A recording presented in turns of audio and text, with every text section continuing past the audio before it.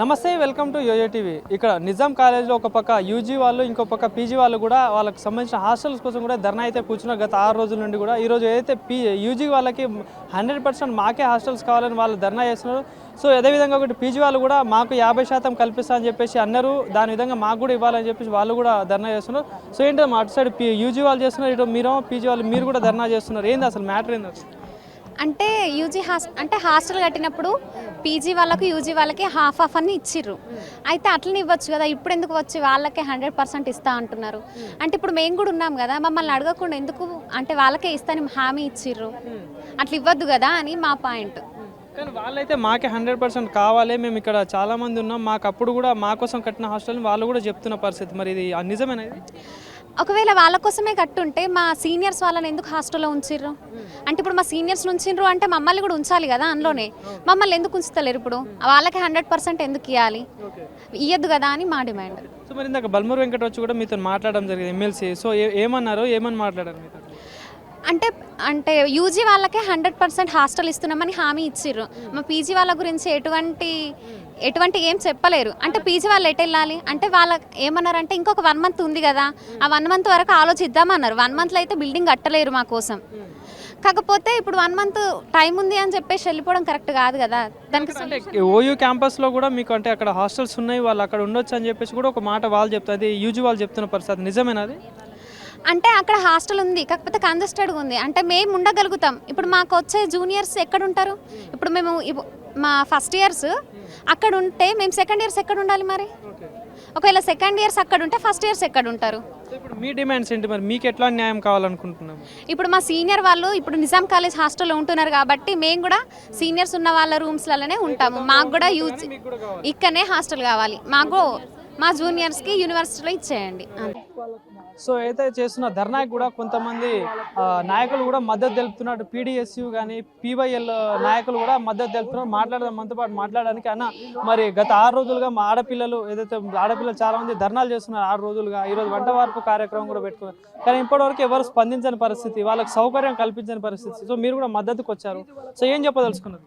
హైదరాబాదు నడిగడ్డన, అది కూడా ప్రగతి భవన్ దగ్గర, అసెంబ్లీ దగ్గర, సెక్రటరీ దగ్గర, ఇంత మంత్రుల క్వార్టర్స్ ఆఫీస్ అన్నిటికీ దగ్గర, ఎమ్మెల్యేలు ఉండేవాడికి కూడా దగ్గర ఉన్నటువంటి నిజాం కాలేజ్ విద్యార్థులు రోడ్డెక్కి, అందులో ఆడపిల్లలు రోడ్డెక్కి దాదాపు 6 రోజుల నుంచి ఆందోళన చేస్తా ఉంటే కనీసం వచ్చి రెస్పాండ్ లేకపోవడం అనేది చాలా బాధాకరం. దీని వైఫల్యం అనేది ప్రిన్సిపల్ దగ్గర నుంచి విద్యాశాఖ మంత్రి అంటే రేవంత్ రెడ్డి వరకు కూడా దీని బాధ్యత వహించాలని చెప్పేసి మేము కోరుతా ఉన్నాం.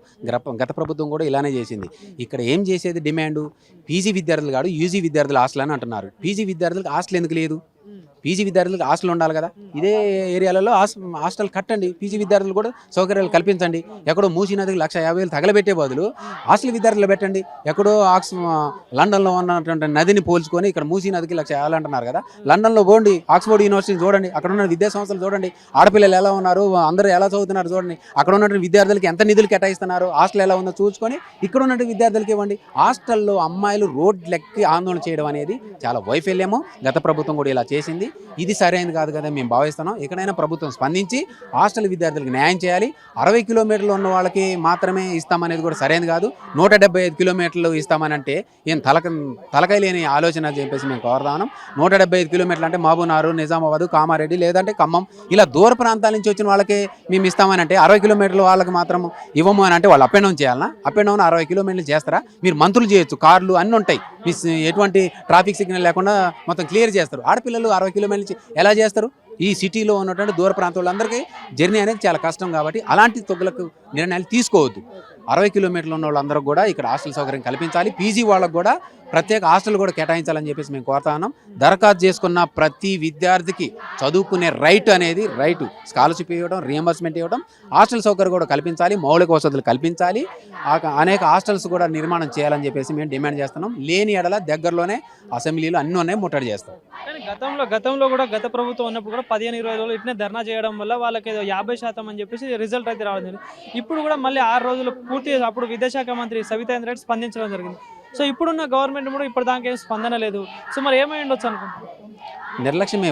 ఎందుకంటే విద్యాశాఖ మంత్రి ఉంది కాబట్టి దగ్గరనే పిలిపించి మాట్లాడింది, దగ్గరలోనే ఉంది. ఇప్పుడు విద్యాశాఖ మంత్రి శాఖే లేదు కదా. ఇప్పుడు రేవంత్ రెడ్డి గారు అంటే అమెరికాలో ఉన్నారు. అమెరికాలో కూడా దేశం నుంచి అప్పుల కోసం పోయినారు, అప్పులకు మార్చలేదు. ఇట్లా కరెక్ట్ కాదు. దీనికి సంబంధించిన రెస్పాన్సిబిలిటీ ప్రభుత్వ అధికారిని పంపించండి, లేదంటే ఇక్కడ ఉన్న విద్యార్థులు ఎవరున్నా నాయకత్వం పిలిచి చర్చించండి. అసలు రోడ్డు ఎక్కి ఆందోళన చేయాల్సిన గత్యంతరం ఎందుకు తీసుకొచ్చారు? విద్యార్థులు అమ్మాయిలు రోడ్డు ఎందుకు ఎక్కాలి?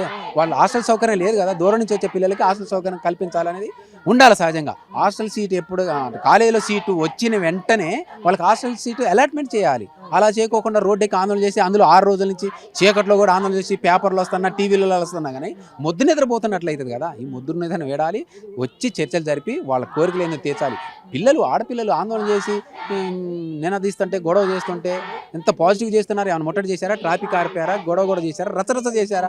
ప్రశాంతంగా చెట్టు కింద కూర్చొని చదువులు వదిలిపెట్టుకొని ఇక్కడ ఆందోళన చేస్తున్నారు. ఎంత ప్రశాంతంగా చేస్తున్నారు ఆందోళనలు. దీని మీద స్పందించాలి కదా, దాని మీద స్పందించి ఆందోళన. ఆడపిల్లలకి రక్షణ కల్పిస్తుంది మా ప్రభుత్వంలో అని చెప్పేసి మంచి అంటే అన్ని విధాలుగా కూడా వాళ్ళకి సౌకర్యాలు కల్పిస్తామని చెప్పి అది ప్రభుత్వం అంటుంది. సో మొన్న రీసెంట్గా కూడా కొన్ని రోజుల నుండి కూడా గ్రూప్ 1 గ్రూప్ ఇలా చాలా మంది కూడా ఒకరికొకరు ధర్నాలు చేస్తున్నారు. సో ఇదంతా వైఫల్యం అంటే ఎట్లా చూడొచ్చు అంటారు?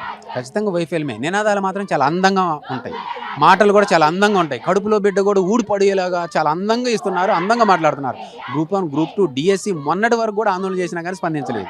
అంటే రోడ్డెక్కి చదువులు వదిలిపెట్టుకో ఆందోళన చేసి కానీ స్పందించట్లేదు. ఇప్పుడు రీఎంబర్స్మెంట్ స్కాలర్షిప్ల మీద రోడ్డెక్కి ఆందోళన చేస్తున్నారు. ఇప్పుడు హాస్టల్ విద్యార్థులు ఎక్కారు. ఇప్పుడు అనేక సంబంధించిన కూడా రోడ్డెక్కి ఆందోళన చేసిన దుస్థితి గత ప్రభుత్వం ఏమో 10 ఏళ్లలో వైఫల్యం అనేది బయటపెడితే ఇదేమో దాదాపు 6-7 నెలల్లోనే బయటపడుతుంది. కాబట్టి ఇది సరైన కదా. డిమాండ్స్ ఏంటి? ఒకవేళ మరి డిమాండ్స్ నెరవేరకపోతే ఎట్లాంటి స్టాండ్ తీసుకోబోతున్నారు? మరి చెప్పాం కదా, డిమాండ్స్ నెరవేరకపోతే ఈ ఆడపిల్లలు అనేవాళ్ళు చాలా దీక్షించి కూర్చున్నారు. గంట కూర్చోలేదు, 6 రోజులుగా చీకట్లో సైతం కూర్చున్నారు. ఇక్కడే అన్నం వంట వారు పెట్టుకొని చేస్తున్నారంటే వీళ్ళందరూ చైతన్యమైన కలిగిన వాళ్ళు. పక్కనే అసెంబ్లీ ఉంది, సెక్రటేరియట్ ఉంది, రేవంత్ రెడ్డి సంబంధించిన ప్రగతి భవన్ ఇవన్నీ ఉన్నాయి.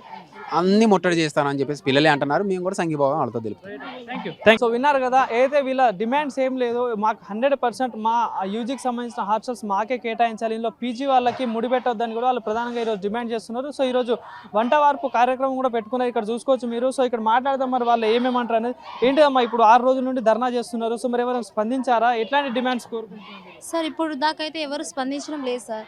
ఇది మాకు 6వ రోజు సార్ ఇది ధర్నా అనేది. ఇప్పుడు దాకా ఎవరైతే మా ప్రిన్సిపల్ కానీ ఎవరు స్పందించడం లేదు. కానీ 1 డే బ్యాక్ మాత్రం ఒక సర్క్యులర్ పెట్టారు సార్ ప్రిన్సిపల్. ఏంటి అనగా ఎవరైతే రెగ్యులర్ ఉన్నారో వాళ్ళకి మాత్రమే హాస్టల్ ప్రొవైడ్ చేస్తామో, ఇంకా సెల్ఫ్ ఫైనాన్స్ వాళ్ళకి హాస్టల్ అనేది లేదు అన్న విధంగా మాట్లాడారు ప్రిన్సిపల్. దానికి మేము ఖండిస్తున్నాం సార్. మాకు యూజీ అంటే ఇప్పుడు సెల్ఫ్ ఫైనాన్స్ అని జస్ట్ ఈ కాలేజ్లో 22 గ్రూప్స్ ఉండగా సెల్ఫ్ ఫైనాన్స్ జస్ట్ 7 గ్రూప్సే ఉన్నాయి సార్. మిగతావన్నీ అంటే రెగ్యులర్ అనేది 7 గ్రూప్స్ ఉన్నాయి. సెల్ఫ్ ఫైనాన్స్ అనేది మిగతావన్నీ సెల్ఫ్ ఫైనాన్స్వే ఉన్నాయి సార్.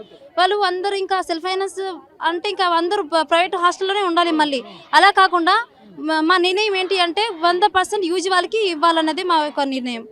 సో మరి దీని మీద ఎవరైనా స్పందించారా? మరి అటు గవర్నమెంట్ కూడా గతంలో కూడా మీరు ఇట్నే ధర్నా చేస్తే సబితా ఇంద్రారెడ్డి గారు ఎడ్యుకేషన్ మినిస్టర్ స్పందించారు. సో ఇప్పుడున్న వాళ్ళు ఎవరైనా మీకు రెస్పాండ్ అయ్యారా? ఇప్పుడు దాకైతే ఎవరు రెస్పాండ్ అవ్వలేదు సార్.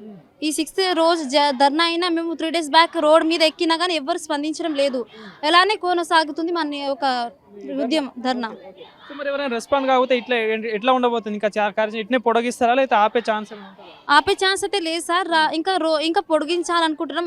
అతి త్వరగా మాకు ఈ ప్రాబ్లం అనేది సాల్వ్ అవుట్ అయితే మేము దాన్ని స్టాప్ చేస్తాం. కానీ ఇప్పుడు దాకా ఎవరు రెస్పాన్స్ కాలేదు సార్. ఇంకా ఎప్పుడు అనేది తెలియదు సార్ మాకైతే. బల్మూర్ వెంకట్ కూడా రావడం జరిగింది ఎమ్మెల్సీ. సో మరి ఆయన వచ్చి ఏమైనా పాజిటివ్గా జరిగే ఛాన్సెస్ ఉన్నాయని అనుకుంటున్నారా? మరి ఏమనుకుంటున్నారు సార్? ఇప్పుడు ఎమ్మెల్యే వాళ్ళ యొక్క సపోర్ట్ ఉంటే అది వర్క్ అనేది తొందరగా కంప్లీట్ అవుతుంది కదా సార్. మేబీ అది సార్ వాళ్ళ సపోర్ట్ వల్ల మాకు తొందరగా అవుతుందని అనుకుంటున్నాం సార్ మేము. చెప్పండి అమ్మా, ఏంటి ఇప్పుడు గత 6 రోజుల నుండి మీరు ధర్నా చేస్తున్నారు, ఈరోజు వంట వార్పు కార్యక్రమం పెట్టుకున్నారు, ఇందాకే బల్మూర్ వెంకట్ కూడా రావడం జరిగింది. సో మరి ఏమైనా పాజిటివ్ రెస్పాన్స్ వస్తుందని అనుకుంటున్నారా? మరి పాజిటివ్ రావాలని అనుకుంటున్నాం సార్. ఎందుకంటే 100% యూజీ మాకే హాస్టల్ కావాలని మేము ఈ స్ట్రైక్ చేస్తున్నాం.